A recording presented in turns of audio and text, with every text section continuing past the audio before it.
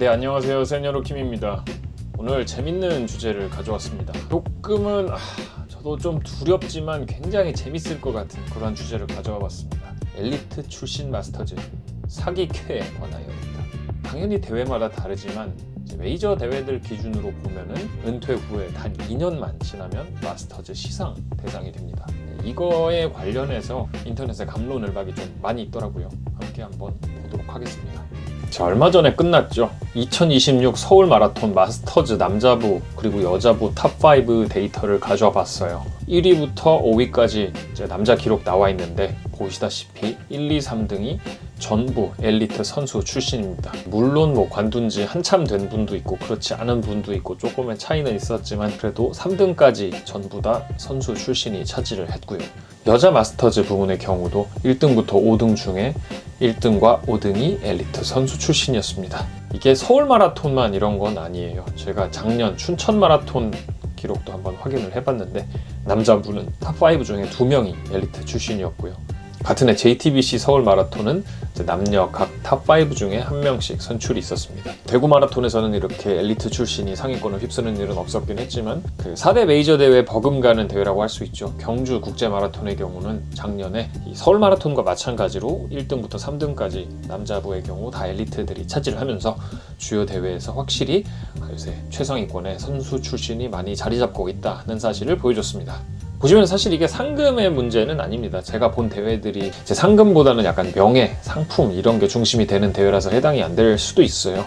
대구 마라톤 같은 경우는 이렇게 큰 돈이 걸려 있는 대회이긴 한데 많은 마스터즈들의 꿈이 포디움에 단 한 번이라도 올라가 보는 그런 꿈이 있거든요.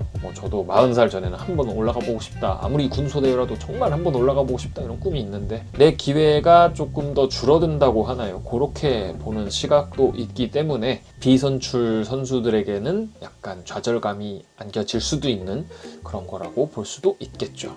자, 참고로 다른 생활체육 종목들은 어떻게 하고 있는지를 한번 알아봤습니다. 타 종목을 따라가자는 건 아니고요. 참고사항입니다. 얼마나 우리가 느슨한지 빡빡한지 한번 알아보기 위해서. 야구를 보면요. 사회인 야구 서울시 기준으로는 4부, 3부까지는 절대 선출이 나올 수가 없습니다. 중학교 이하 이건 예외로 치고요. 2부는 1명 가능한데 투수는 그나마 절대 불가능하고요.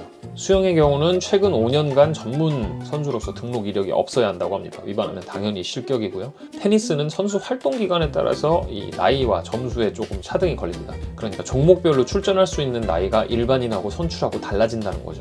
그리고 점수의 경우도 차등이 있다고 들었는데 정확한 건 잘 모르겠습니다. 자전거는 조금 재밌었어요. 자전거는 이 아마추어 같은 경우도 약간 2개의 리그처럼 나눠져 있더라고요. 여기 마스터즈, 사이클링 4 이렇게 나눠져 있는데 이 마스터즈의 경우는 마라톤하고 똑같이 2년의 텀이 필요했고 사이클링 4 올이 사실 진정한 의미의 조금 동호인 리그라고 할 수 있죠. 이쪽에는 3년의 쿨다운? 하여튼 이런 게 필요했습니다. 자, 마라톤은 아까도 말씀드렸죠. 공통된 기준이 막 정해져 있지는 않습니다. 대부분의 대회들이 선수로서 활동한 지 2년은 시간이 필요하다. 근데 2년이 지나면은 상금 트로피 입상 모든 영예를 얻을 수 있다. 물론 종목마다 사정이 다르니까 단순 비교는 안 됩니다만 다른 종목들이 나름의 방식 그리고 나름의 합리적인 이유가 있으니까 이 마라톤보다는 조금 센 기준이 적용되고 있는 게 아닌가 이런 생각은 듭니다. 자, 이거를 규제를 해야 될까요? 이거에 대해서 양쪽의 목소리를 다 한번 들어볼 필요가 있습니다. 먼저 규제가 필요하다는 쪽에서는 커뮤니티를 보면은 상금 헌터라는 조금은 부정적인 표현이 나올 정도로 좀 안 좋게 보는 시선이 있습니다. 즉 많은 대회에서 아까 말씀드렸던 그런 메이저 대회 말고 많은 상금이 달려있는 다른 군소형, 중소형 대회에서도 마스터즈 상위권을 선수들이 다 싹쓸이 하면은 순수 취미로 여기까지 올라온 비선출 러너 입장에서는 아무리 노력해도 넘을 수 없는 벽이 있다. 이런 좌절감이 생긴다는 게 가장 큰 이유죠. 그리고 대회 규모가 점점 커지고 상금이나 트로피 그런 게 점점 조금 무게감 있게 바뀔수록 이 문제에 대한 불만은 더 커질 수밖에 없다는 논리도 있습니다. 근데 반대쪽 의견도 있습니다. 사실 마라톤이라는 게 누구한테나 열린 스포츠지 않습니까? 그래서 아무리 선출이라고 해도 시간이 충분히 지나면은 일반인이랑 다를 게 없지 않느냐, 그만큼의 노력이 있으니까 유지도 되는 거다, 이러한 시선이 있고요. 또 이분들이 함께 함으로써 전체 수준이 올라간다는 그러한 시각도 있습니다. 최근에 또 서브3 인구도 폭발적으로 늘고 기록도 전반적으로 많이 올라오지 않았습니까? 이렇게 저변이 확대되는 데 있어서 약간 앞에서 끌어준 그런 역할과 효과가 분명히 있었다는 거죠.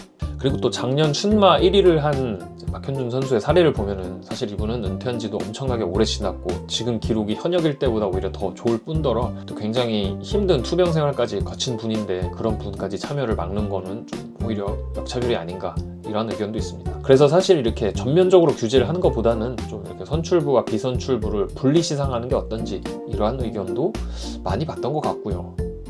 자, 그럼 이 문제의 진짜 핵심이 뭘까요? 지금 반복해서 언급을 하면서 사실 거의 비슷한 이야기가 나왔습니다. 지금 핵심은 이제 최상위권이 싹쓸이 되는 그 현상이에요. 지금 주요 대회 마스터즈 탑3, 탑5 여기에 선출이 몰리면서 이분들이 이제 비선출분들이 꿈꿨던 어떤 뭐 돈이 될 수도 있겠지만 급상 기회가 많이 좀 구조적으로 줄어들고 있습니다. 방금 본 데이터들이 그걸 많이 보여줬죠. 논의 자체가 부재한다는 게 더 큰 문제가 아닌가 싶습니다. 지금 사실 인터넷 커뮤니티나 유튜브 댓글만 봐도 불만의 목소리가 더 많은 게 사실이에요. 굉장히 이제 댓글 같은 걸 보면 비율이 조금 불만 있는 게 더 많긴 한데 수면 위에 올라와서 이 문제에 대해서 공식적인 논의가 이루어지거나 아니면은 예외적으로 조금 순수 비선출 마스터즈들만을 위한 시상이 이루어지거나 이런 거는 아직까지 전혀 없었던 것 같습니다. 그게 좀 많은 이들을 답답하게 만드는 게 아닌가 싶습니다. 지금 이 러닝 붐이 꺼지지 않고 날이 가면 갈수록 점점 커지지 않습니까? 그러면 이 문제는 계속해서 수면 위로 올라올 수밖에 없다고 생각해요. 왜냐면은 이제 규모가 커지는 만큼 관심도 커지고 그만큼 상금이나 영예의 무게도 급격하게 올라가고 있다고 생각을 해요. 당연히 불만을 가지는 분들도 많아질 뿐더러 동시에 이제 수상권에 올라오는 엘리트 출신 러너분들도 더 많아지지 않을까라고 생각을 합니다. 타 종목 규제는 참고사항일 뿐이고요. 핵심은 이 마라톤 내부에서 이 현상을 어떻게 바라볼 것인가입니다.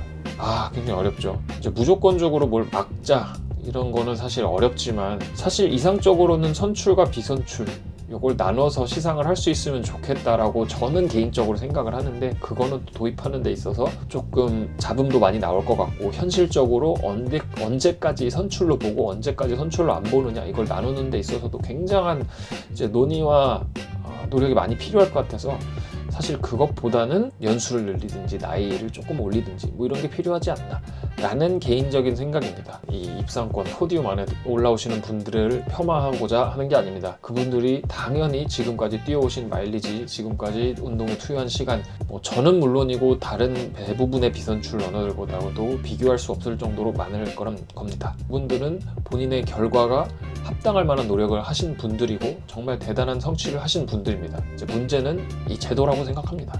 이 제도 자체가 지금 많은 이들을 불만을 갖게 하는 그런 제도가 아닌가 싶습니다. 자, 다음 편에서는 해외에서는 이 문제를 어떻게 풀고 있을까 요거에 대해서 한번 이야기를 해보겠습니다. 해외에서도 비슷한 문제가 있을지를 한번 알아보고 우리나라에서는 어떠한 방식의 변화를 조금 가져가는 게 사람들의 불만을 줄일 수 있을지 실마리를 한번 찾아보도록 하겠습니다. 댓글로 여러분 생각도 남겨주시면 재밌을 것 같습니다. 다음 에피소드에도 인사드리겠습니다. 바이바이.